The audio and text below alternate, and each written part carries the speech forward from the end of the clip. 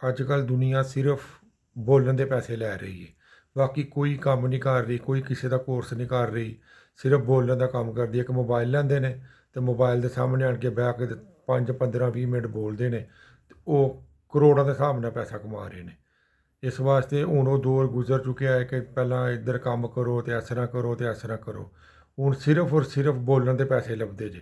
ਅਗਰ ਤੁਸੀਂ ਬੋਲ ਸਕਦੇ ਹੋ ਕੈਮਰੇ ਸਾਹਮਣੇ ਆਣ ਕੇ, ਕੋਸ਼ਿਸ਼ ਕਰੋ, 1 2 ਹਫ਼ਤਾ ਟਰਾਈ ਮਾਰੋ, ਇਨਸ਼ਾਅੱਲਾ ਕਾਮਯਾਬ ਹੋ ਜਾਓਗੇ। ਜਿੰਨਾ ਜ਼ਿਆਦਾ ਤੁਹਾਡਾ ਬੋਲਣ ਦੇ ਵਿੱਚ ਇਤਮਾਦ ਪੈਦਾ ਹੋਏਗਾ, ਉਨੇ ਤੁਸੀਂ ਜ਼ਿਆਦਾ ਪੈਸੇ ਕਮਾਓਗੇ।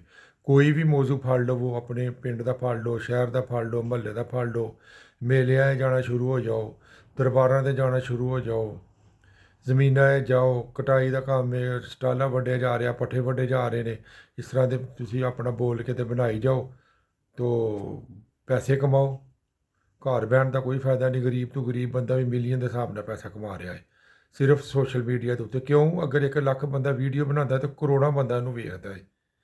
ਬਾਹਰ ਵਾਲੀ ਦੁਨੀਆ ਵਿਹਲੀ ਬੈਠੀ ਹੈ, ਸਿਰਫ ਇਸ ਇੰਤਜ਼ਾਰ 'ਚ ਰਹਿੰਦੀ ਹੈ ਕਿ ਕੋਈ ਫਿਲਮ ਆਵੇ ਅਤੇ ਅਸੀਂ ਵੇਖੀਏ, ਔਰ ਜਿੰਨਾ ਉਹ ਵੇਖਿਆ ਜਾਏਗਾ ਉਹਨਾਂ ਤੁਹਾਨੂੰ ਪੈਸੇ ਲੱਭਣਗੇ।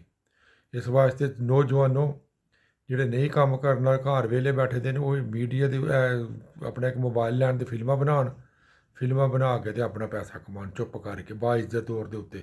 ਸੁਬਾਹ ਨਾਲ ਨਿਕਲਣ, ਇੱਕ ਛੋਟੀ ਜਿਹੀ ਫਿਲਮ ਬਣਾਉਣ, ਉਹਨੂੰ ਆਪਣਾ ਅਪਲੋਡ ਕਰ ਦਿਓ, ਕਦੇ ਟਿਕਟਾਕ 'ਤੇ ਕਰ ਦਿਓ, ਕਦੇ ਫੇਸਬੁੱਕ 'ਤੇ ਕਰ ਦਿਓ, ਕਦੇ ਯੂਟਿਊਬ 'ਤੇ ਕਰ ਦੇਵੋ।